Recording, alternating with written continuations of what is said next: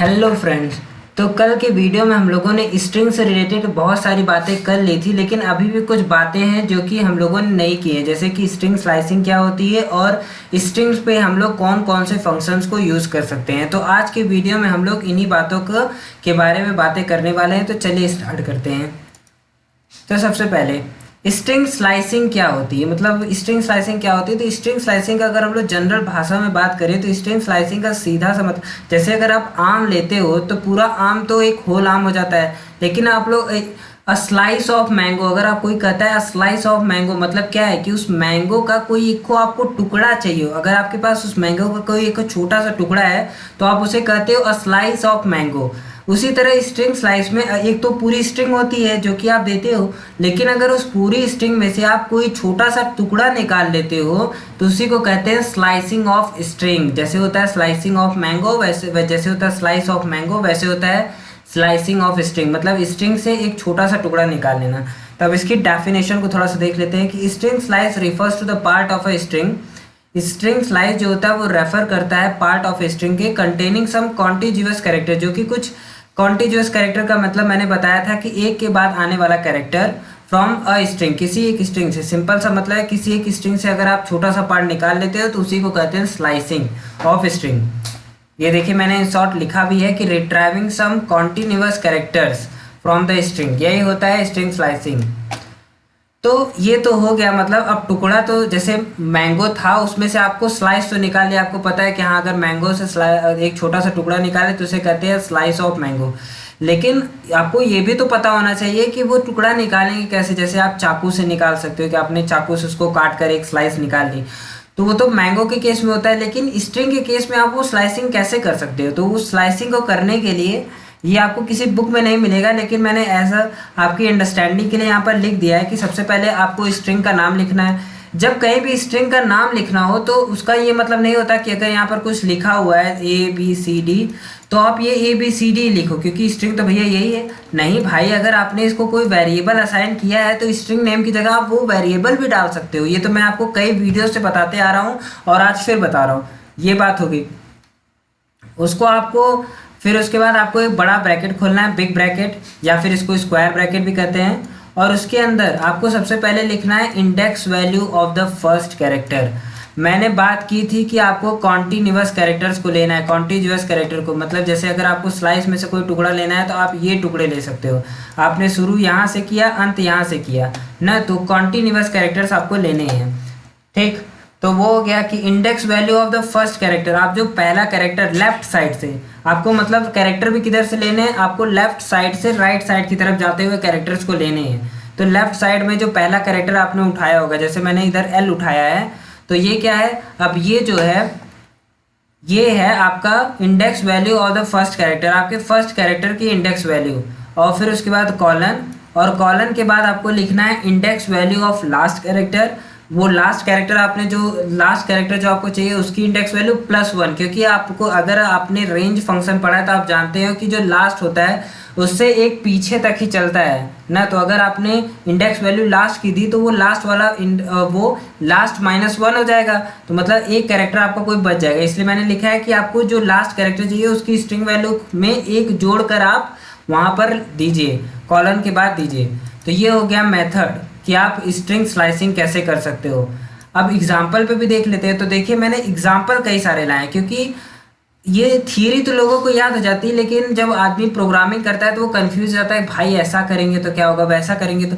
मुझे जितने कंडीशंस अपने दिमाग में आए मैंने वो सारे यहाँ पर डाल दिए। अगर इसके बाद भी कोई कंडीशन आपके दिमाग में आ रही है और आपको उसका रिजल्ट नहीं समझ में आ रहा है तो आप जानते हैं आपको क्या करना है। अगर छोटी सी प्रॉब्लम है तो आप कमेंट सेक्शन में पूछ सकते हैं, और अगर कोई बड़ी प्रॉब्लम है, कोडिंग से रिलेटेड प्रॉब्लम है, तो फिर हमारे डिस्क्रिप्शन में, सारे वीडियोस के डिस्क्रिप्शन में और कमेंट सेक्शन में भी मैंने एक गूगल फॉर्म को ऐड कर दिया है। आप उधर जाकर वो गूगल फॉर्म फिल करके उस गूगल फॉर्म में अपनी प्रॉब्लम्स को डालकर हमें भेज सकते हैं। और आप जो भी मेल आईडी से हमें वो भेजेंगे, मतलब उसमें मेल आईडी मांगता है, तो आप जो भी ईमेल आईडी देंगे हम उस ईमेल आईडी में आपके प्रॉब्लम का सोल्यूशन आपको दे देंगे। तो चलिए अब डायरेक्ट आते हैं एग्जाम्पल पे। तो एग्जाम्पल, तो मैंने एक स्ट्रिंग क्रिएट कर ली है और वो स्ट्रिंग है लर्न विथ आदित्य। अब इस में जितने भी एग्जाम्पल है उसमें यही सेम स्ट्रिंग यूज़ करूँगा ताकि आपके दिमाग इधर उधर ना जाए, उसमें कुछ ऐसा हुआ था, इसमें कुछ ऐसा। और हमको एकदम मतलब देखिए मैंने स्ट्रिंग दिया, अब हमको रिक्वायर्ड आउटपुट मतलब एज अ यूज़र आपको क्या आउटपुट चाहिए, तो हमको चाहिए कि ये यहाँ से लेकर यहाँ तक का कैरेक्टर, इस स्ट्रिंग में से इतना कैरेक्टर आपको निकालना है। ओके, तो अब इसके लिए कोड कौन सा रिक्वायर्ड है, तो इसके लिए कोड कौन सा रिक्वायर्ड है, तो अगर मैं इसकी इंडेक्स वैल्यू लिखे तो ये 0, ये 1, ये 2 और ये 3। आर किधर आ रहा है, R3 इंडेक्स वैल्यू पे। चलिए अब इधर देखते हैं, तो स्ट्रिंग नाम लिख दिया, स्ट्रिंग का नाम मैं बता दिया। स्ट्रिंग के नाम में अगर आपने स्ट्रिंग को कोई वेरिएबल असाइन किया था वो वेरिएबल लिख सकते हो। उसके बाद हमने क्या लगाया, यहाँ पर बिग ब्रैकेट लगाया या फिर आप इसको स्क्वायर ब्रैकेट कहो, वो हो गया। और उसके बाद क्या, फिर index value of the first character, तो हमें इस पूरे में से पहला कैरेक्टर क्या था, आर की इंडेक्स वैल्यू कितनी थी 3, तो यहाँ मैंने index value of the first character लिख दिया। फिर उसके बाद कॉलन, और कॉलन के बाद इधर क्या लिखा था, index value of the last character +1। Okay, तो index value of the last character ये 3, ये फिर 4, ये वाइट स्पेस 5, ये जो वाइट स्पेस है यहाँ पर इसको भी एक इंडेक्स वैल्यू प्रोवाइड की जाएगी क्योंकि ये भी एक कैरेक्टर है। और कैरेक्टर क्या है, कैरेक्टर है वाइट स्पेस। 5, 6, 7, 8, 9, 10 और ये 11, मतलब ये जो आ रहा है वो 11 इंडेक्स वैल्यू पे आ रहा है। लेकिन index value of the last character +1, मतलब क्या लिखेंगे हम लोग, यहाँ 12 लिखेंगे। तो अगर आप ये लिखते हैं तब भी आपका यही आउटपुट आने वाला है। ये तो हो गया फॉरवर्ड इंडेक्सिंग के हिसाब से। अब बैकवर्ड इंडेक्सिंग अगर कोई करना चाहता है तो क्या करना होगा उसके लिए, तो उसके लिए आपको बैकवर्ड होकर मतलब माइनस में लिखना होगा कि ए, और माइनस में देखिए, माइनस में चलते हैं, -1, -2, -3, -4, -5, -6, -7, -8, -9, 10, 11, 12, 13, 14, -14 पे ये आया तो क्या लिख दिया मैंने, -14। ये हो गया index value of the first character. फिर कॉलन, और फिर उसके बाद ए तक चाहिए ना, तो -1, -2, -3, -4, -5, -6 ये क्या है, index value of the last character, but index value of the last character +1, तो कितना आ जाएगा, -5। तो ये देखिए -14 -5। अब मेरी बात पे तो आपको भरोसा होगा नहीं, तो चलिए अब इसको हम लोग यहाँ पर पूरा एकदम डिमॉन्स्ट्रेशन करके देख लेते हैं कि ऐसा हो रहा है कि नहीं। तो मेरा स्ट्रिंग क्या था, मेरा स्ट्रिंग था A = learn with Aditya, LEARN, learn with Aditya. तो अब जितने भी मैंने इधर एग्जाम्पल लिखे मैं उसको एग्जाम्पल को इधर करके दिखाऊंगा कि हाँ भाई एग्जाम्पल सही है। तो सबसे पहले क्या था कि हमको वो LR विथ A तक चाहिए था, तो उसके लिए क्या लिखा था हमने, A लिखा था, फिर ब्रैकेट लगाया था ये वाला, और उसके बाद 3 के बाद कॉलन और 12। चलिए देखते हैं कि हमने जो एग्जाम्पल में लिखा है वही आउटपुट है कि नहीं। ये देखिए सेम, ये तो फॉरवर्ड इंडेक्सिंग के हिसाब से हो गया। बैकवर्ड इंडेक्सिंग का भी चेक कर लेते हैं। तो बैकवर्ड इंडेक्सिंग में था -14 कॉलन -5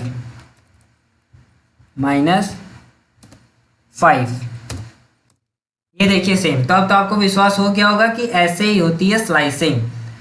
ये तो जनरल स्लाइसिंग हो गई। अब इसमें भी लोगों को बार बार कन्फ्यूजन्स आती है अलग अलग क्वेश्चन के, तो मैं अलग अलग दिखा देता हूँ। तो नोट पहला ये है कि अगर आपने सिर्फ ये दिया हुआ है, लास्ट कैरेक्टर का ये दिया हुआ है कि लास्ट कैरेक्टर किस इंडेक्स वैल्यू पे है +1, और इधर नहीं दिया हो, पहले कैरेक्टर को नहीं दिया हुआ है कि पहला कैरेक्टर किस इंडेक्स वैल्यू पे है, तो वो ऑटोमेटिकली अगर मैं इसको लिखूँ कि इसको पाइथन किस तरह से ट्रीट करने वाला है, इसको वो ट्रीट करेगा 0:12। मतलब क्या है कि वो पहला जो आपका स्ट्रिंग का पहला वैल्यू था उस पहली वैल्यू को ही सोचेगा कि ये पहली वैल्यू से चाहता है और कितने तक चाहता है, 12 -1 11th इंडेक्स वैल्यू तक इसको चाहिए। तो 11th इंडेक्स वैल्यू पे क्या था, A, तो यहाँ लर्न विथ A तक आ गया है। ओके, अब इसको भी हम लोग करके देख लेते हैं कि ऐसा हो रहा है कि नहीं। तो A और A के बाद क्या लगाया था हमने, कॉलन के बाद 12। ये देखिए ये हो गया। और दूसरा क्या है, यहीं से आप देख लीजिए कि अगर आपने पहला कैरेक्टर का दे दिया कि पहला कैरेक्टर जो चाहिए वो 3 इंडेक्स वैल्यू वाला चाहिए, और उसके बाद आपको लास्ट कैरेक्टर कौन सा चाहिए था वो आपने स्पेसिफाई नहीं किया, तो पहला कैरेक्टर का इंडेक्स वैल्यू से लेकर वो चल देगा पूरा लास्ट इंडेक्स वैल्यू, मतलब पूरा स्ट्रिंग वहाँ से पूरा स्ट्रिंग वो प्रिंट करने वाला है। तो जैसे यहाँ पर देखिए आर की 3 इंडेक्स वैल्यू थी, तो आर से शुरू हुआ और पूरा स्ट्रिंग प्रिंट किया अप टू आदित्य वो प्रिंट किया। अब इसको भी आइडल पे लिखकर चेक कर लेते हैं कि ऐसा हो रहा है कि नहीं। तो A और फिर उसके बाद 3 कॉलन, ये देखिए ये पूरा प्रिंट हो रहा है। और अब अगर आपने सिर्फ कॉलन लगाया ना, पहले का इंडेक्स पहले कैरेक्टर का इंडेक्स वैल्यू दिया और ना लास्ट कैरेक्टर का इंडेक्स वैल्यू दिया, तब क्या होगा? तो तब कुछ नहीं होगा, तब जो भी स्ट्रिंग थी वो पूरी स्ट्रिंग वहाँ पर प्रिंट हो जाने वाली है। ओके, ये भी ट्राई कर लेते हैं। तो ए और उसके बाद इधर कॉलन, ये देखिए पूरी स्ट्रिंग प्रिंट हो गई। तो मैं आपको पूरा सबूत दिखा के पढ़ा रहा हूँ कि देखो भैया ऐसा होता है, ये नहीं कि आप घर पे जाके चेक कर लेना, नहीं, मैं आपको पूरा चेक करके दिखाऊंगा कि जो मैं बोल रहा हूँ वो सही है। और ये हो गया। अब एक थोड़ी सी इंटरेस्टिंग चीज़ कि देखिए ए और कॉलन और आपने लास्ट दे दिया कि भाई लास्ट का जो कैरेक्टर होना चाहिए वो कितना होना चाहिए, 3-1। 3-1 बोले तो कितना, 2 इंडेक्स वाला चाहिए ना।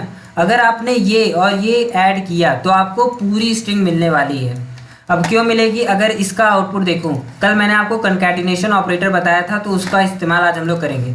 अगर मैं इसका आउटपुट देखूं तो ये क्या देगा, इधर आपको किधर से स्टार्ट करना है वो नहीं दिया हुआ है, तो मतलब ये एल से स्टार्ट होगा और ई इतना आएगा, क्योंकि 0 वाला आएगा, 1 वाला आएगा और 2 वाला आएगा। ठीक, तो यहाँ ए आएगा, LEA इतना आ गया, क्योंकि 3-1 मतलब 2 इंडेक्स वैल्यू तक जाएगा ना। ये पहले का आउटपुट है। दूसरे का आउटपुट क्या है? दूसरे में आपने ये दिया है कि शुरू कहाँ से होगा, तो शुरू हो रहा है R से, RN, और फिर आपने ये नहीं दिया कि कहाँ तक जाएगा, तो पूरी स्ट्रिंग प्रिंट करने वाला है वेद और फिर आदित्य। ये हो गया ये हो गया इसका आउटपुट और ये हो गया इसका आउटपुट, और बीच में प्लस लगा हुआ है। तो अगर आपने कल कंकैटिनेशन ऑपरेटर के बारे में पढ़ा होगा तो आप जानते हो कि ये इसको हटा दिया जाता है, इसको हटा दिया जाता है, और ये बिना स्पेस के दोनों जोड़ दिया जाता है, और इधर का कॉलन और इधर का कॉलन। मतलब एट लास्ट आने क्या वाला है, एट लास्ट आपको पूरी स्ट्रिंग मिलने वाली है। मुझे लगता है आपको समझ में आ गया होगा। और ये कॉन्सेप्ट भी बहुत इजी है कि इधर से आपको इधर वाले मिल जाएंगे ना। आपने इधर लोअर मतलब इधर आपको इंड दिया है कि इंड किधर से, और उधर वहीं से स्टार्ट किया और दोनों को जोड़ दिया। तो आप दोनों जोड़ोगे तो आप जानते ही हो कि कंकैटिनेशन ऑपरेटर में क्या होता है, दोनों स्ट्रिंग जुड़ जाती है एक साथ। तो दोनों जुड़ गई एक साथ। यहाँ तक जो था वो पहले वाला का आउटपुट था, यहाँ तक इतना पहले वाला का आउटपुट था, और दूसरे वाले कितना आउटपुट था, और बीच में प्लस लगा था, दोनों जुड़ गया, मतलब सेम स्ट्रिंग आपको मिल गई। ये थोड़ा सा इंटरेस्टिंग चीज़ थी। और फिर उसके बाद अब कुछ और बातें। We can also provide steps. अभी तक तो मैंने आपको ये कहा कि अगर आपने दिया तो अभी आपने क्या दिया था, आपने ये दिया था कि पहला कैरेक्टर किधर है, और फिर कॉलन देखिए अंतिम कैरेक्टर +1, मतलब पहले कैरेक्टर की इंडेक्स वैल्यू कॉलन अंतिम कैरेक्टर की इंडेक्स वैल्यू +1। लेकिन क्या मैं स्टेप भी दे सकता हूँ कि मुझे L चाहिए, फिर E नहीं चाहिए, A चाहिए, फिर R नहीं चाहिए, N चाहिए? क्या मैं ऐसा भी कर सकता हूँ? हाँ, बिल्कुल कर सकता हूँ। रेंज में भी हम लोगों ने किया था, तो इधर स्लाइसिंग में भी हम लोग वो कर सकते हैं। जैसे इधर लिखा A कॉलन और कॉलन, तो लेकिन अगर जो आपको स्टेप्स देने हैं वो आपको एक और कॉलन, जैसे कि एक कॉलन तो एक इधर देते हैं कि पहला कैरेक्टर का इंडेक्स वैल्यू, फिर एक कॉलन देके फिर लास्ट वाले को लिखते हैं कि लास्ट कैरेक्टर का इंडेक्स वैल्यू +1, मान लो 12 है। फिर आपको एक कॉलन देके फिर आपको एक कॉलन देना, और उसके बाद आप जो चाहें स्टेप दे सकते हैं। तो ये हो गया। तो इधर ये कॉलन दिया है और बीच में कुछ नहीं लिखा है, मतलब क्या है कि इधर जो है वो 0 होगा और इधर वो इंडेक्स वैल्यू होगी +1, जो कि स्ट्रिंग के लास्ट कैरेक्टर, जो भी स्ट्रिंग है उसका लास्ट कैरेक्टर का जो स्ट्रिंग वैल्यू है +1, मतलब बाय डिफॉल्ट। और आपने स्टेप्स कितने दिए, 2। तो आउटपुट क्या आएगा, आउटपुट आएगा बीच में से L हुआ, फिर E गायब हो गया, A आ गया, फिर उसके बाद R गायब हो गया, N आ गया, फिर उसके बाद स्पेस था तो स्पेस गायब हो गया, W आ गया, फिर W के बाद I था, I गायब हो गया, T आ गया, फिर उसके बाद H था तो H गायब हो गया, फिर स्पेस आ गया। मतलब एक एक कैरेक्टर को वो हटा के बाकी का आपको दे देगा वापस। तो चलिए इसको भी हम लोग प्रैक्टिकली करके यहाँ देख लेते हैं कैसा हो रहा है कि नहीं। तो ए के बाद इधर ये ब्रैकेट के अंदर हम लोग को कॉलन और 2। देखिए सेम आउटपुट इधर भी आ रहा है ना, आप देख सकते हैं सेम आउटपुट इधर भी आ रहा है। लेकिन अब दूसरी, ये तो आप स्टेप दे सकते हो, मुझे इसमें और ज़्यादा आपको समझाने की जरूरत नहीं, क्योंकि मैंने रेंज बहुत अच्छे समझाया था, तो ये रेंज से ही कुछ रिलेटेड है, तो आप इसको समझ गए होंगे स्टेप्स कैसे देते हैं। ओके, लेकिन अगर आपने इधर लिमिट नहीं दी, मान लो इधर लिमिट दी भी, मान लो इधर आपने 2 दिया और इधर कॉलन लगा के आपने ऐसा लिमिट दे दिया जहाँ तक तो स्ट्रिंग वैल्यू है ही नहीं ना। मतलब अगर स्ट्रिंग वैल्यू 15 तक है, मतलब जो लास्ट कैरेक्टर है उसका इंडेक्स, सॉरी स्ट्रिंग वैल्यू नहीं, इंडेक्स वैल्यू, मतलब जो लास्ट कैरेक्टर है उसका इंडेक्स वैल्यू 15 तक ही है, तो +1 आप 16 तक दे सकते हो। लेकिन आपने यहाँ 30 दे दिया, तो क्या ये कोई एरर जनरेट करने वाला? नहीं भाई, एरर वो जनरेट नहीं करने वाला, क्योंकि उसके रेंज में तो है। आप जिधर मतलब इस स्टार्ट दिए हो और एंड में से इंड जितना था स्ट्रिंग वैल्यू का उससे ज़्यादा ही दी है, तो वो कोई एरर नहीं देने वाला है। यहाँ मैंने कुछ नहीं दिया है तो ये पहले कैरेक्टर से शुरू हुआ और पूरा कैरेक्टर प्रिंट कर गया, क्योंकि यहाँ तो आपने 30 इंडेक्स वैल्यू तक दे दिया था, लेकिन 30 तो है ही नहीं, 30 कैरेक्टर तो इसमें है ही नहीं, मतलब कोई 30 इंडेक्स वैल्यू पे तो कोई कैरेक्टर है ही नहीं, उससे पहले ही सारे कैरेक्टर खत्म हो जाते हैं, तो उससे कोई मतलब नहीं, वो कोई एरर नहीं देने वाला। ये तो पहला केस हो गया। दूसरा केस ये है कि अगर आपने -1 लगा दिया तो क्या होगा। अगर आपने -1 लगा दिया तो कुछ नहीं होगा, जो चीज़ पहले ऐसे प्रिंट हो रही थी -1 लगाने के बाद उल्टी प्रिंट होगी ना। जैसे कि अगर इसका सेम का आउटपुट देखिए, इधर कहाँ है, इधर ये देखिए, इधर इसी चीज़ का same output learn with Aditya सीधे मारा था, लेकिन अब मैंने इसमें -1 लगा दिया, मतलब स्टेप जो है वो मैंने -1 कर दिया, तो अब ये लर्न विथ आदित्य उल्टा प्रिंट हो गया। ये LEARNWITH आदित्य, मतलब ये उल्टा प्रिंट हो गया। तो यही होता है अगर आपने -1 स्टेप दे दिए हैं तो। अब एक और कंडीशन आती है कि अभी तो इसमें क्या था कि इसमें जो लास्ट कैरेक्टर की इंडेक्स वैल्यू थी वही आउट ऑफ रेंज थी, लेकिन अगर पहले कैरेक्टर की भी index value out of range आ जाती है तब भी कोई दिक्कत नहीं है। उसको वो क्या करेगा, वो जाएगा चेक करेगा, कहेगा अरे भाई इस इंडेक्स वैल्यू की रेंज में तो कुछ है ही, इसके रेंज में तो कुछ है ही नहीं, तो वो कुछ नहीं, यहाँ पे कोई कैरेक्टर नहीं देगा।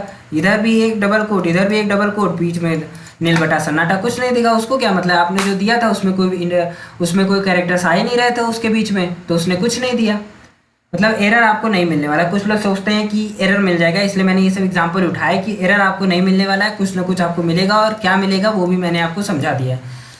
तो यहाँ पर आपकी स्ट्रिंग स्लाइसिंग जो है वो पूरी तरह से ओवर होती है। मुझे लगता है आपको अब स्ट्रिंग स्लाइसिंग में कोई भी कन्फ्यूज़न नहीं होने वाली, क्योंकि मैंने आपको कॉन्सेप्ट दिए, जितने केसेस बन सकते थे वो भी कराए, और साथ में आपको दिखाए भी कि ऐसा होता है। तो स्ट्रिंग स्लाइसिंग में आपको कोई दिक्कत नहीं आने वाली। अब स्ट्रिंग फंक्शंस की बात करते हैं। तो फंक्शन मैंने आपको बता दिए थे कि फंक्शन जो होते हैं वो कुछ कोड सेक्शंस होते हैं जिनको आप रीयूज़ अपने प्रोग्राम के अंदर कर सकते हो, और ये मैंने शायद पहले लेक्चर में ये बातें, दूसरे लेक्चर में पाइथन रिवीजन टूर के दूसरे लेक्चर में ये सारी बातें बता दी थी कि फंक्शन क्या होता है। अब स्ट्रिंग फंक्शन क्या होते हैं, तो सिंपल सी बात है, अगर फंक्शन के आगे स्ट्रिंग लगा है मतलब ये जो फंक्शन है वो स्ट्रिंग के लिए एप्लीकेबल, मतलब इनको हम लोग स्ट्रिंग के साथ यूज़ करते हैं। ओके, इधर लिखा भी है कि function that can be use for string, वो फंक्शन जो कि स्ट्रिंग्स के लिए यूज़ कर सकते हैं। और ऐसा एक फंक्शन हम लोगों ने ऑलरेडी पढ़ रखा है, लेन फंक्शन। अब पिछले वीडियो में मैंने बताया था कि लेन फंक्शन क्या करता है। तो लेन फंक्शन जो होता है वो नंबर ऑफ कैरेक्टर्स, किसी भी स्ट्रिंग में कितने नंबर ऑफ कैरेक्टर्स है वो रिटर्न कर देता है। अब देख लेते हैं कि स्ट्रिंग फंक्शन का एक जनरल सिंटेक्स क्या होता है। तो जनरल सिंटेक्स कुछ ऐसा होता है कि सबसे पहले स्ट्रिंग ऑब्जेक्ट होता है। स्ट्रिंग ऑब्जेक्ट बोले तो आप इसमें स्ट्रिंग दे सकते हो, जैसे स्ट्रिंग के अंदर हमने राम दे दिया तो आप ये राम दे सकते हो, या फिर अगर आपने राम को कोई वेरिएबल सेट किया है तो स्ट्रिंग ऑब्जेक्ट की जगह आप वो वेरिएबल डाल सकते हो। वो फिर डॉट, फिर मेथड नेम मतलब फंक्शन का नाम बताओ, कौन सा फंक्शन आपको लगाना है। जैसे आपको इज लोअर लगाना है, टाइटल लगाना है, आपको क्या लगाना है, इज अल नम लगाना है, इज अल्फा लगाना है, इज डिजिट लगाना है, मतलब कौन सा फंक्शन आपको यूज़ करना है वो डॉट के बाद आप लिख देंगे, और इसके बाद ये स्मॉल ब्रैकेट लगा देंगे। तो अगर स्मॉल ब्रैकेट कुछ के लिए, जैसे अगर कोई बूलियन वैल्यूज़ रिटर्न कर रहा है तो उसके लिए तो आपको ज़रूरत नहीं पड़ने वाली है कि इसके अंदर आपको कुछ भरें, क्योंकि बूलियन वैल्यूज़ मतलब वो कंडीशन को चेक करेगा, ट्रू होगा तो ट्रू, फॉल्स होगा तो फॉल्स। तो फिर उसके बाद आपको ये स्मॉल ब्रैकेट लगा देना। ये है इसका जनरल सिंटेक्स। किसका जनरल सिंटेक्स? स्ट्रिंग फंक्शन का जनरल सिंटेक्स। तो चलिए फ्रेंड्स, अब हम लोग थोड़ा सा कुछ Python built in string functions की बात करते हैं। अच्छा, बुल्ट इन बोले तो क्या हो गया? बुल्ट इन मतलब वो स्ट्रिंग फंक्शन जो कि पाइथन इंस्टॉल करते ही आपके सिस्टम में आ जाता है और उसके लिए आपको कोई अलग से कुछ करने की ज़रूरत नहीं पड़ती, तो उसे कहते हैं हम लोग बुल्ट इन स्ट्रिंग फंक्शन। मतलब पाइथन ने उसे अपने इंस्टॉलेशन के साथ आपको फ्री में दिया है। फ्री में क्या दिया, मतलब आपको दे दिया है, मतलब उसको आप यूज़ कर सकते हो, उसके लिए आपको कुछ अलग से करने की ज़रूरत नहीं होता है, तो वो होता है बुल्ट इन। तो सबसे पहला जो Python built in string function है वो स्ट्रिंग डॉट कैपिटलाइज। तो नाम से ही पता चल रहा है कि कैपिटलाइज है, मतलब कुछ तो कुछ कैपिटल करने वाला है। तो कैपिटलाइज क्या कैपिटल करता है वो देखने वाली बात है। तो आपने जो भी स्ट्रिंग लिखा है उसका जो पहला कैरेक्टर होगा वो इधर कैपिटलाइज। अगर आपने ये स्ट्रिंग फंक्शन यूज़ किया तो आपने जो भी स्ट्रिंग लिखा है उसका जो पहला कैरेक्टर होगा वो कैपिटलाइज हो जाएगा। ओके, तो returns a copy of the string with its first letter capitalize. जैसे अगर आपने यूट्यूब है मतलब यूट्यूब है लिखा, डॉट कैपिटलाइज लिख के फिर आपको ये जानते हो आपको ये लगाना ज़रूरी है। क्या है ये? स्मॉल ब्रैकेट को लगाना ज़रूरी है। तो क्या होगा, इसका पहला कैरेक्टर क्या है? इसका पहला कैरेक्टर वाई है, तो वाई जो हो जाएगा वो कैपिटल हो जाएगा, और बाकी आपको सारा आपने अगर सारे छोटे में लिखा है मतलब जैसे भी लिखा है वो सारे आपको वैसे मिल जाएंगे, बस पहला कैरेक्टर जो है वो कैपिटलाइज हो जाएगा। तो चलिए फ्रेंड्स एक हम लोग करके देखते हैं। तो उसके लिए चलिए किधर है, तो हम लोग लिखते हैं ए, हम लोग को डिफाइन करना पड़ेगा ए क्या है ना, तो ए को हम लोग डिफाइन किए, मान लो हेलो ना, ए क्या है? ए हेलो है। तो फिर अब हेलो का जो पहला कैरेक्टर उसे हम लोग को कैपिटल में बदलना है, तो उसके लिए हम लोग क्या सिंटेक्स लिखेंगे? ए डॉट कैपिटलाइज ना, कैपिटलाइज, और फिर उसके बाद क्या लगाना है? उसके बाद ये लगाना है और उसके बाद इंटर। तो ये देखिए हेलो का जो पहला कैरेक्टर था वो कैपिटलाइज हो गया। अच्छा, अगर आपके मन में ये सवाल आ रहा होगा अगर पहला कैरेक्टर जो है वो स्ट्रिंग ना होकर कोई नंबर है तो क्या होगा? तो चलिए मेरे बताने की क्या ज़रूरत, मैं आपको दिखा देता हूँ कि क्या होगा। जैसे मान लो हम लोगों ने लिखा 3 हेलो ना, 3 लिखा और फिर हेलो लिखा। अब हम लोग इसको करना चाहते हैं कैपिटलाइज, तो ए डॉट कैपिटलाइज। चलिए देख लेते हैं अब इसका रिजल्ट क्या आता है। तो ये देखिए इसका पहला कैरेक्टर क्या था? इसका पहला कैरेक्टर था 3, तो 3 को तो कोई कैपिटल कर नहीं सकता क्योंकि 3 एक नंबर है। तो अब इसमें कुछ भी बाकी सारा वैसे का वैसा प्रिंट हो गया, और 3 को तो कैपिटल कर नहीं सकता था, इसलिए 3 भी वैसा का वैसा प्रिंट हो गया। तो कैपिटलाइज का सिंपल सा मतलब यही है कि जो भी उसका पहला कैरेक्टर होगा अगर वो कैपिटलाइज करने लायक है, मतलब अगर वो अल्फ़ाबेट है तो उसको वो कैपिटल अल्फ़ाबेट उसको अपर केस लेटर में चेंज कर देने वाला है। तो ये हो गया पहला स्ट्रिंग डॉट कैपिटलाइज। दूसरा क्या है? String dot find. तो फाइंड से ही पता चल रहा है कि इसमें हम लोग स्ट्रिंग में से कुछ निकालेंगे, मतलब कुछ खोजेंगे। तो वो खोजेंगे कैसे? तो इसका सिंपल जो है वो है स्ट्रिंग डॉट फाइंड और सब क्या है? सब है वो सब पार्ट, वो छोटा सा पार्ट स्ट्रिंग का जो आप खोज कर निकालना चाहते हो, ये आपको देना इंपॉर्टेंट है। बाकी क्या देना इंपॉर्टेंट नहीं है कि आप कहाँ से किस इंडेक्स वैल्यू से खोजना शुरू करें, ये देना इंपॉर्टेंट नहीं है। अगर किसी भी सिंटेक्स में कोई भी चीज़ इस ब्रैकेट के अंदर दी होगी मतलब वो ऑप्शनल है, वो सिंटेक्स में ऑप्शनल है, वो देना ज़रूरी नहीं है। ये देखिए ये जो स्टार्ट है इसमें दिया गया है, मतलब अगर आप चाहें तो दे सकते हैं कि खोजना जो है वो इस इंडेक्स वैल्यू से शुरू करना है, और फिर आप ये भी दे सकते हो कि कहाँ तक खोजना है, मतलब स्ट्रिंग में कहाँ तक खोजना है, आप वो भी दे सकते हो। यहाँ पर इंड देखिए एक स्टार्ट का लगा है, फिर एक इंड का भी लगा है कि अगर आप चाहें तो वो भी दे सकते हैं। चलिए अब इसका एक एग्जांपल देख लेते हैं। एग्जांपल ये है कि ए जो है वो है लर्न विथ आदित्य, मतलब ये हमारी स्ट्रिंग है, और सब पार्ट जो है जिसको हमको खोज कर निकालना है इस स्ट्रिंग में वो है विथ। तो एक तो मैंने डायरेक्टली लिख दिया कि ए डॉट फाइंड, और फाइंड के अंदर सब, मतलब अब इसमें जितनी चीज़ें लिखी है वो सारी लिखनी ज़रूरी है। ए स्ट्रिंग कौन सी वो लिखना जरूरी है, डॉट, फिर फंक्शन कौन सा इस्तेमाल कर रहे हैं, फाइंड, फिर स्मॉल ब्रैकेट में स्ट्रिंग क्या खोजना है वो तो आपको देना पड़ेगा, नहीं तो वो क्या खोज के देगा। तो यहाँ पर हमने सब दे दिया, सब की वैल्यू क्या है? विथ। तो अब आउटपुट, और आउटपुट क्या आएगा?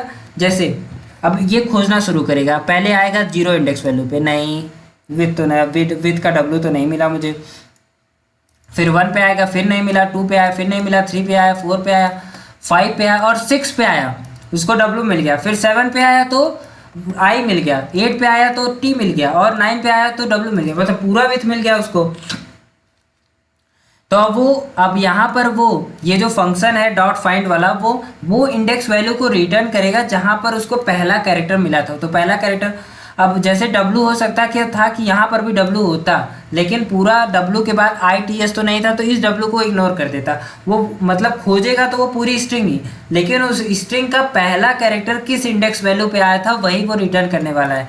तो इस स्ट्रिंग का जो हमको खोजनी थी उस स्ट्रिंग का पहला कैरेक्टर इस स्ट्रिंग में 6th इंडेक्स वैल्यू पे आया था, तो यहाँ रिटर्न क्या किया उसने 6 को रिटर्न किया। आप चाहे तो रेंज दे सकते हैं कि कितने और कितने के बीच में खोजना है, तो मैंने रेंज दे दिया कि 3 से और 12-1 तक खोजेगा ना, तो वो 3 से खोजना शुरू किया, तो वो डायरेक्टली अब ये 0 1 2 यहाँ इतने को काट देगा, इसमें तो देखेगा ये नहीं कि W है कि नहीं, वो R से शुरू करेगा, तो R के पास नहीं था, N के पास नहीं था, फिर इधर नहीं था, किधर था W, फिर 6 इंडेक्स वैल्यू को मिला तो वो 6 दे दिया, ओके। और ये भी देखिए इसमें एक और चीज़ लिखा है return 1 if the sub is not found, मतलब वो 1 रिटर्न कर देगा अगर वो स्ट्रिंग में नहीं मिलती है, मतलब आपने जो स्ट्रिंग दी है वो अगर दूसरी स्ट्रिंग में नहीं मिलती, अब दूसरी स्ट्रिंग में हो सकता था कि कहीं थी, लेकिन आपने जो रेंज दिया था उस रेंज में नहीं थी, तब भी वो क्या रिटर्न करेगा, वो 1 आपको आउटपुट देगा। अगर कहीं 1 आ जाता है स्ट्रिंग डॉट फाइंड का रिजल्ट, इसका मतलब है कि उसको वो स्ट्रिंग, उस स्ट्रिंग में वो आपने जो खोजने के लिए स्ट्रिंग दी थी वो दी हुई स्ट्रिंग में नहीं था, या फिर आपने जो रेंज दिया था खोजने के लिए उस रेंज में वो नहीं था। तो मुझे लगता है आपको स्ट्रिंग डॉट फाइंड भी बहुत अच्छे से समझ में आ गया होगा कि स्ट्रिंग डॉट फाइंड का क्या यूज़ है और इसको कैसे हम लोग यूज़ कर सकते हैं। तो ये एक बात को याद रखना है, ये क्या रिटर्न करता है, रिटर्न करता है आपने जो भी सब स्ट्रिंग दी थी उसका पहला कैरेक्टर किस इंडेक्स वैल्यू पे मिला है वही वो रिटर्न करने वाला है। तो चलिए अब तीसरे के पास चलते हैं। तो स्ट्रिंग डॉट इज दे, अगर आपने पूछा, जैसे अगर मुझसे कोई आपसे कोई सवाल पूछा मेरे बारे में कि इज दिस आदित्य, तो इज क्या है, इज आपसे सवाल पूछेगा क्या ये आदित्य है। और इज जब भी कहीं किसी सवाल में इज लिखा होता है तो उसका दो ही जवाब हो सकता है, एक चाहे हाँ ये आदित्य है या नहीं ये आदित्य नहीं, मतलब ट्रू या फॉल्स। तो यहाँ पर देखिए स्ट्रिंग डॉट इज लिखा है, इज मतलब वो क्वेश्चन पूछ रहा है, फिर अल लिखा है, अल मतलब होता है अल्फाबेट, फिर नम लिखा है, नम मतलब नंबर, मतलब वो पूछ रहा है कि इस स्ट्रिंग इज क्वेश्चन पूछ रहा है कि क्या यहाँ पर अल्फाबेट और नंबर्स हैं कि नहीं गिवन स्ट्रिंग में। तो इसका वही मतलब भी है कि रिटर्न्स ट्रू रिटर्न करेगा if the characters in the string are alpha numeric, अगर जो कैरेक्टर्स हैं स्ट्रिंग में वो अल्फा न्यूमेरिक हैं।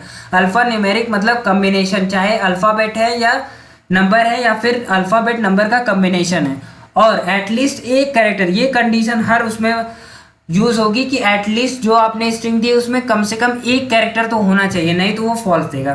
तो चलिए एग्जांपल देख लेते हैं। जैसे ये Aditya A3 dot isalnum और फिर उसके बाद ये स्मॉल ब्रैकेट, तो ये आपको आउटपुट ट्रू देगा। क्यों आउटपुट ट्रू देगा, क्योंकि हाँ भैया ये अल्फ़ाबेट और क्या नंबर का ही ये एक मिक्सचर है, तो इसलिए ट्रू देगा। लेकिन अगर आप यहाँ पर कोई स्पेशल कैरेक्टर का इस्तेमाल करते हो जैसे @ तो नहीं, वो तो पूछा था कि क्या इसमें अल्फ़ाबेट है और नंबर है, तो वो दोनों तो है, लेकिन साथ में एक और चीज़ है ना, एक स्पेशल सिंबल भी है, इसलिए ये कहेगा कि फॉल्स। नहीं भाई, इसको छोड़ के भी उसमें एक और चीज़ है, तो इसलिए ये फॉल्स देगा। तो कहीं पर भी अगर इज लगकर मिले, किसी भी स्ट्रिंग फंक्शन में अगर इज लिखा है, मतलब कि उसका जो जवाब होने वाला है वो ट्रू होगा या फॉल्स होगा। और फिर उसके बाद की चीज़ों को आप देख के पता कर सकते हो कि ये पूछना क्या जा रहा है। जैसे यहाँ अल लिखा तो अल माने अल्फ़ाबेट और नम माने नंबर, मतलब वो पूछना चाह रहा है कि क्या इसमें अल्फ़ाबेट और नंबर हैं, तो अगर है तो हाँ, नहीं है तो नहीं, या फिर अगर उससे ज़्यादा कुछ है तब भी ना। तो ये तीसरा हो गया। चौथा क्या है कि स्ट्रिंग डॉट इज अल्फ़ा, अभी मैंने इज अल नम पढ़ा था, तो उसमें क्या था कि अल्फ़ाबेट और नंबर दोनों ही हो सकते थे, लेकिन इज अब क्या पूछ रहा है, क्या इसमें अल्फ़ाबेट है। तो अगर सिर्फ अल्फ़ाबेट होंगे तभी ये ट्रू देगा, अगर अल्फ़ाबेट के साथ उसमें कुछ और चीज़ें हैं तो वो फॉल्स देगा। नहीं भैया, इसमें अल्फ़ाबेट तो हैं लेकिन उसके साथ भी कुछ और चीज़ें हैं, या फिर इसमें अल्फ़ाबेट है ही नहीं। मतलब सीधा सा ये है कि ये आपको ट्रू तभी देगा अगर जो आपने स्ट्रिंग प्रोवाइड की है उसमें सिर्फ क्या है, अल्फ़ाबेट्स हैं, तो नहीं तो फॉल्स। और क्या एक और कंडीशन क्या इंपॉर्टेंट है कि कम से कम एक कैरेक्टर तो उस स्ट्रिंग में होने ही चाहिए। जैसे राम डॉट इज अल्फ़ा, तो हाँ राम में सारा ये भी अल्फ़ाबेट है, ये भी अल्फ़ाबेट है, तो ये ट्रू दे दिया। लेकिन राम के साथ आपने टू लगा दिया, तो नहीं, ये भैया उसको मंजूर नहीं है, उसको सिर्फ अल्फ़ाबेट चाहिए, तो आपने टू यूज़ कर दिया इसलिए फॉल्स देगा। तो ये भी आपको अच्छे समझ में आ गया होगा। नेक्स्ट है इज डिजिट। इज डिजिट मतलब क्या इसमें डिजिट है, जहाँ पर भी इज मतलब वो सवाल पूछ रहा है, और सवाल का जवाब क्या होगा, चाहे ट्रू चाहे फॉल्स। तो अगर किसी भी स्ट्रिंग में सिर्फ डिजिट्स हैं तो उसका मतलब है कि वो ट्रू है। और क्या, और एक और कंडीशन क्या जरूरी है कि कम से कम एक कैरेक्टर तो होना चाहिए, नहीं तो फॉल्स। एग्जाम्पल में 1 2 3 डॉट इज डिजिट, हाँ 1 भी डिजिट है, 2 भी 3 भी, मतलब ट्रू आया रिजल्ट। लेकिन यहाँ पे देखिए एक आर आ गया, तो आर क्या है, अल्फ़ाबेट, ये उसको मंजूर नहीं है, उसको क्या चाहिए, उसको सिर्फ डिजिट चाहिए, इसलिए वो कहेगा नहीं भैया ये फॉल्स है, क्योंकि इसमें डिजिट के साथ भी कुछ और भी है, तो ये फॉल्स आ गया। तो ये भी आपको समझ में आ गया। फिर उसके बाद स्ट्रिंग डॉट इज लोअर। अब क्या ये सवाल पूछ रहा है, अब ये सवाल पूछ रहा है कि क्या जो आपने स्ट्रिंग लिखी है उसमें जितने भी अल्फ़ाबेट आपने यूज़ किए हैं वो सारे लोअर केस में है कि नहीं। अगर है तो ठीक है, तब रिजल्ट ट्रू आएगा। और क्या दूसरी कंडीशन है कि एक कैरेक्टर होना चाहिए, नहीं तो फॉल्स। अब आपके दिमाग में ये बात आएगी कि चलो मान लिया कि सारे जितने अल्फ़ाबेट थे वो तो लोअर केस में थे, लेकिन उसके साथ चाहे उसमें कुछ स्पेशल कैरेक्टर्स थे या फिर नंबर थे, तो क्या ये तब भी ट्रू देगा? हाँ भैया बिल्कुल ट्रू देगा, क्योंकि उसको सिर्फ इससे मतलब है कि अल्फ़ाबेट जो आपने दिए वो लोअर केस में होना चाहिए। नंबर का तो लोअर केस अपर केस होता नहीं, न कि किसी सिंबल का होता है। इसलिए ये देखिए आदित्य डॉट इज लोअर किया तब भी ट्रू आया, उसके साथ मैंने 12 लगा दिया तब भी ट्रू आया, और उसके साथ मैंने @ लगा दिया तब भी ट्रू आया। मतलब जो आपने अल्फ़ाबेट यूज़ किए वो सिर्फ लोअर केस में अगर हैं तो वो ट्रू दे देगा रिजल्ट। तो अगर इस लोअर को पढ़ा है तो इस अपर को भी पढ़ेंगे, शायद नीचे होगा इस अपर, हाँ इधर है इस अपर। तो उससे पहले इस स्पेस को देख लेते हैं। इस स्पेस क्या सवाल पूछेगा कि भाई जो आपने स्ट्रिंग लिखी है उसमें स्पेस है कि नहीं। तो अगर स्पेस है कि नहीं का मतलब है कि सिर्फ स्पेस है कि नहीं, मतलब कोई कैरेक्टर है उसमें, जो भी कैरेक्टर है वो कैरेक्टर एक स्पेस ही होना चाहिए। तो ये कब ट्रू रिटर्न करेगा? अगर उसमें सिर्फ वाइट स्पेसेस हैं और एक वाइट स्पेस तो उसमें ज़रूरी है, मतलब एक कैरेक्टर तो ज़रूरी है, और अगर वो कैरेक्टर एक वाइट स्पेस है तो ये ट्रू देगा। अगर उसके साथ कुछ और चीज़ें हैं तो वो फॉल्स देने वाला है। जैसे देखिए ये क्या है, इसके अंदर एक वाइट स्पेस आपको दिख रहा होगा कि इस डबल इन्वर्टेड कॉमा और इसके बीच में एक गैप है, वो गैप क्या है? वाइट स्पेस का है, इसलिए ट्रू आया। लेकिन इसमें देखिए कोई गैप नहीं, मतलब बीच में कोई कैरेक्टर ही नहीं है, इसलिए फॉल्स। और अगर आपने अल्फ़ाबेट डाल दिया, नंबर डाल दिया, तो वो वैसे ही फॉल्स आएगा। वो तो आपको बताने की जरूरत नहीं है, आप उतने इंटेलिजेंट तो खुद ही हैं। तो ये हो गया इज स्पेस। अब इज स्पेस के बाद is upper. Is upper is lower पढ़ा था, उसमें सारे कैरेक्टर्स क्या होने चाहिए? लोअर केस में। इज अपर में क्या होने चाहिए? सारे कैरेक्टर जो है वो अपर केस में होना चाहिए, तो ट्रू आएगा। और एटलीस्ट वन कैरेक्टर तो उसमें होना ही चाहिए। तो ये देखिए इसमें सारे अपर केस में है तो ये ट्रू दिया। और साथ में देखिए अगर आप कोई नंबर, कोई स्पेशल सिंबल यूज करते हैं तो उसका तो अपर लोअर केस होता नहीं, तो उसके वो मतलब वो वहाँ पर कुछ ना महत्व नहीं रखने वाला। महत्व क्या रखेगा? उसमें जो अल्फ़ाबेट है वो अपर केस में होना चाहिए, अगर है तो ट्रू, नहीं है तो फॉल्स। तो ये देखिए सारे ही अपर केस में, इसलिए ट्रू ही रिजल्ट आया है। तो अब नेक्स्ट स्ट्रिंग डॉट लोअर। अभी तक इज लोअर पढ़ा था कि क्या वो लोअर है, लेकिन अब लिखा है कि स्ट्रिंग डॉट लोअर। मतलब क्या है कि आपके पास जितने भी अल्फ़ाबेट हैं उसमें उन सबको अब आप लोअर कर दो, अब वो अपर केस के रहे हो या लोअर केस के रहे हो, लेकिन अब ये फंक्शन यूज करने के बाद सारे ही लोअर केस में आने चाहिए। तो returns a copy of a string converted to lower case. मतलब अगर कहीं इज लिखा है मतलब वो चेक करेगा, और इज नहीं लिखा है मतलब वो कुछ करेगा, स्ट्रिंग को लेगा, उस पर कुछ टाल मटोल करेगा, कुछ चेंजेस लाएगा या नहीं लाएगा फंक्शन के हिसाब से, और उसके बाद आपको कुछ रिटर्न करेगा। लेकिन अगर कहीं अगर किसी स्ट्रिंग फंक्शन में इज लिखा हुआ है मतलब कि वो कंडीशन चेक करेगा और उसके हिसाब से वो ट्रू या फॉल्स रिजल्ट देने वाला है। आप भी अगर इंग्लिश पढ़ते हो तो कहीं पर भी अगर इज से स्टार्ट होता है क्वेश्चन तो उसका दो ही आंसर होता है, चाहे ट्रू चाहे फॉल्स।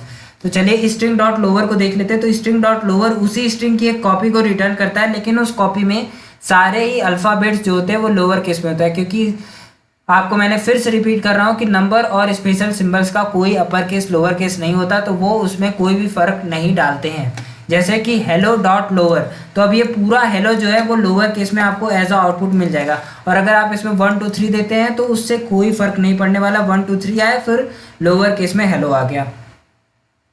अब शायद ये, चलिए दो और स्ट्रिंग फंक्शंस बचे हुए हैं, उसके बाद स्ट्रिंग से रिलेटेड सारी चीज़ें आज के लेक्चर में ख़त्म हो जाएंगी। अब सिर्फ दो फंक्शंस बचे हुए हैं। तो लोअर स्ट्रिंग डॉट लोअर पढ़ लिया, तो स्ट्रिंग डॉट अपर तो उसी का उल्टा काम करेगा। वो क्या कर रहा था? एक कॉपी को रिटर्न कर रहा था जिसमें सारे लोअर केस लेटर्स को वो डाल रहा था, मतलब जो भी कैरेक्टर्स थे उसको लोअर केस में चेंज कर रहा था। लेकिन स्ट्रिंग डॉट अपर ये तो फंक्शन से ही पता चल जा रहा है कि फंक्शन क्या करने वाला है। तो ये कॉपी को रिटर्न करेगा स्ट्रिंग की, उसी स्ट्रिंग की एक कॉपी को रिटर्न करेगा, लेकिन उसमें सारे ही अल्फ़ाबेट्स अपर केस में होने वाले हैं। एग्जाम्पल यही सेम हेलो लोअर केस में लिखा हुआ था, तो अब ये कैपिटल में लिख देगा, और नंबर और स्पेशल सिंबल में कोई इफेक्ट नहीं आने वाला है, वो 1 2 3, और ये लोअर केस वाला हेलो अपर केस में।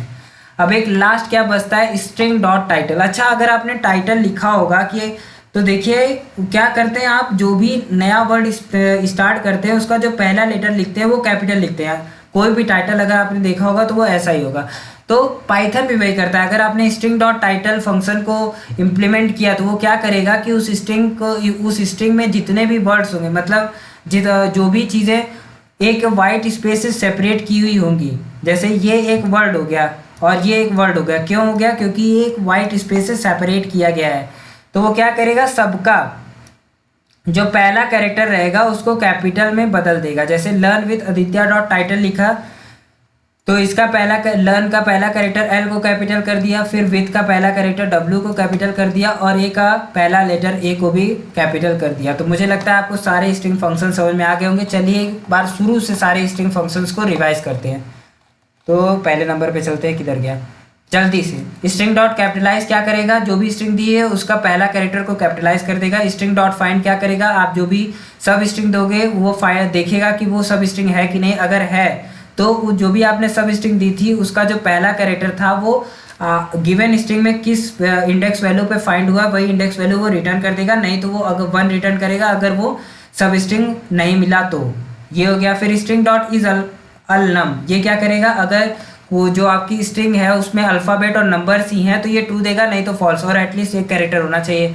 फिर स्ट्रिंग डॉट इज अल्फ़ा, मतलब जो आपने स्ट्रिंग दी है उसमें सारे अल्फ़ाबेट्स होना चाहिए और एटलीस्ट 1 कैरेक्टर है तो ट्रू देगा, नहीं तो फॉल्स। फिर स्ट्रिंग डॉट इज डिजिट, सारे डिजिट होना चाहिए और एक कैरेक्टर जरूर होना चाहिए, अगर ऐसा है तो ट्रू और फिर नहीं है तो फॉल्स। और फिर उसके बाद नेक्स्ट क्या है, इज लोअर, सारे लोअर केस में होने चाहिए, मतलब जितने भी अल्फ़ाबेट यूज़ है वो लोअर केस में होना चाहिए और एक कैरेक्टर जरूर होना चाहिए, तो ये आपको ट्रू देगा, नहीं तो फॉल्स। फिर इज डॉट स्पेस, अगर जो आपने स्ट्रिंग दिया उसमें एक वाइट स्पेसेस ही हैं तो वो ट्रू रिटर्न करेगा, नहीं तो फॉल्स, और एक वाइट स्पेस उसमें ज़रूर होना चाहिए। ये हो गया। स्ट्रिंग डॉट इज अपर, मतलब सारे जितने भी अल्फ़ाबेट आपने स्ट्रिंग दी है उसमें अगर सारे ही अल्फ़ाबेट जो है वो अपर केस में है तो ट्रू रिटर्न करेगा, एक कैरेक्टर जरूर है, नहीं तो फॉल्स। 8th हो गया। अब 9th क्या है, 9th है लोअर। इसका क्या काम है, इसका ये काम है कि आपने जो स्ट्रिंग उसको प्रोवाइड की है उसमें जितने भी अल्फ़ाबेट्स होंगे वो सारे को ही उसका एक कॉपी रिटर्न करेगा और कॉपी में क्या करेगा कि जितने अल्फ़ाबेट्स थे उनको लोअर केस में चेंज कर देगा, तो ये होता है स्ट्रिंग डॉट लोअर। फिर स्ट्रिंग डॉट अपर में क्या होगा कि वो सारे को अपर केस में कन्वर्ट कर देगा। और स्ट्रिंग डॉट टाइटल, तो वो जितने भी वर्ड्स होंगे उसके पहला कैरेक्टर जो होगा उसको कैपिटल में बदल देगा। तो यहाँ पर हम लोग का पूरा स्ट्रिंग फिनिश होता है। मुझे लगता है, मुझे आशा है कि आपको स्ट्रिंग जो है वो बहुत ही अच्छे समझ में आई होगी और अब आपको कोई भी प्रॉब्लम स्ट्रिंग रिलेटेड तो नहीं आने वाली। पर अगर आपको आ रही है तो आप जानते हैं आपको क्या करना है, डिस्क्रिप्शन और कमेंट सेक्शन में एक गूगल फॉर्म दिया हुआ है। अगर आपकी प्रॉब्लम बड़ी है तो आप अपना पूरा अच्छे से उसको अपनी क्वेरीज को लिख के, अगर आपके पास कोई मतलब कोई फ़ोटोज़ अपलोड करना चाहते हैं, कोई फाइल अपलोड करना चाहते हैं, वो भी अपलोड कर सकते हैं और हमें सेंड कर सकते हैं और आप जो ईमेल आईडी देंगे उसी पे आपका रिप्लाई चला जाएगा। या फिर अगर आपकी छोटी सी प्रॉब्लम है तो आप कमेंट सेक्शन में भी हमसे ज़रूर पूछ सकते हैं। वीडियो अच्छा लगा हो तो सब्सक्राइब करें और thanks for watching my video.